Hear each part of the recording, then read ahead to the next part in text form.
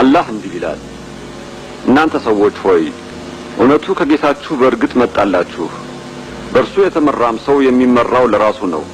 የተሳሳተም ሰው የሚሳሳተው ጉዳቱ በራሱ ላይ ነው አላህ በስራው የኋለኛይቱን ዓለም አዝመራ የሚፈልግ የሆነ ሰው ለእርሱ በአዝመራው ላይ እንጨምርለታለን የቅርቢቱንም ዓለም አዝመራ የሚፈልግ የሆነ ሰው ከርሷ የተወሰነለትን ብቻ አዝመራ እንሰጠዋለን እርሱም በኋለኛይቱ ዓለም ምንም ፈንታ የለውም አለ አላህ በህዝቦች ዘንድ ያለውን ጸጋ በነፍሶቻቸው ያለውን ሁኔታ እስከሚለውጡ ድረስ አይለውጥም ብሏል በእምነት የሰጡህን አደራ አትብላ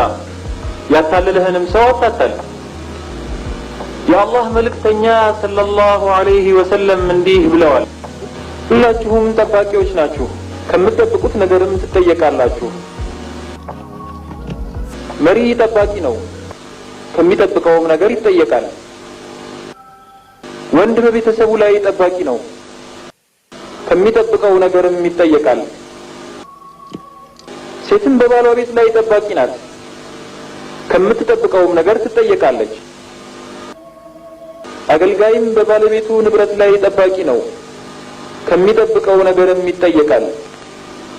ሁላችሁም ጠባቂዎች ናችሁ ከምትጠብቁትም ነገር ትጠየቃላችሁ